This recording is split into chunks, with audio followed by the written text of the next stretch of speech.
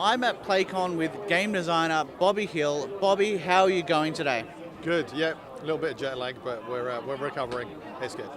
And jet lag because you're here all the way from New Zealand to show off your new game. Can you tell me a little bit about your first game, Hadrian's Wall, and then what you've got, the Anarchy you've got set up here?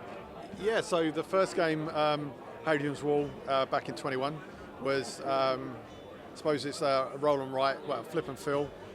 It was just to see where I could take that particular genre of game, make something a little bit heavier. I was enjoying roll and writes at that point, and I had an idea around that particular part of history, and it's done pretty well. And the solo community really got behind it, which was great. And so the next thing was, well, I can, you can build a wall. Can you build a castle? So it's pretty much we just took this to the next stage. Again, I didn't want to repeat myself, so it was looking at how can I build on that what I've done before. And so this is a different experience. It's heavier, it's deeper, it's a bit more proactive than Hadrian's Wall, but it's still got that flip and fill, endorphin rush of striking a box, getting something, striking a box, getting something else kind of thing. So. Now, PlayCon's in July, which we've got the looks like a prototype or a design here.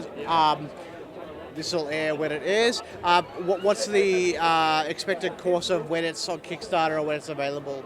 So Kickstarter hoping to be the end of August, beginning of September, and that's going to be at the same time as Scar Bray, which is one of Shem's designs, and they're going to be done as like a 2-for-1er. So so that's in about a month's time, hopefully. Yeah. And then fulfilling and retail is coming in roughly. Shem normally pads his delivery, so he'll probably put it to start of next year. But he's a well-oiled machine now, so he tends to deliver before then. So yeah, maybe like 3-4 months. Yeah.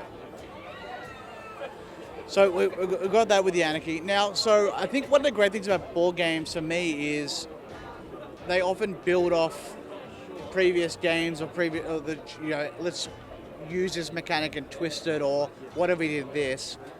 Hadrian's Wall to me feels like it's a roll and write that sort of builds off Flip the Dice Game and Three Sisters, and it's a bit more complex, a bit heavier, there's a bit more stuff to do potentially.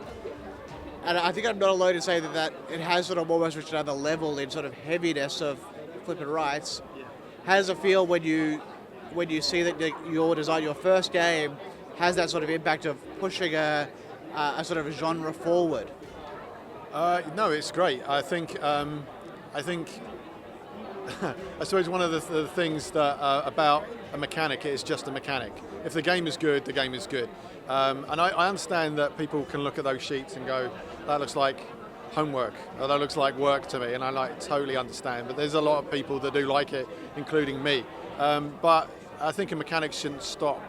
You shouldn't say, well, a roll and write should only be 20-minute fill a game. You should be able to take a mechanic and do whatever you want. I mean, if someone gave me a good heavy 20-minute Euro, I'd be happy playing it. So I think it's great. I mean, and seeing where it can go with is it Twilight Inscription? I mean, that's like super heavy as well. So yeah, and this is probably people are saying it's probably about a 4 on the difficulty, the BGG rating. So again, I'm not going out my way to make things more difficult. It's just, it's where the mechanic and where the story of the game, takes me,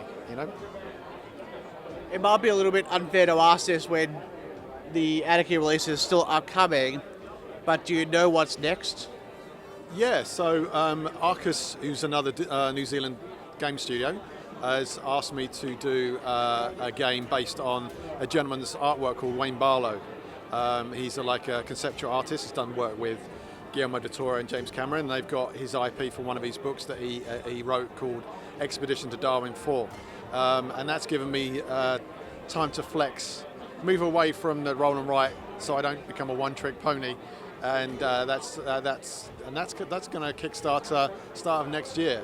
So that's exciting to work on something that's slightly different, slightly actually less complex as well. So so that's coming out.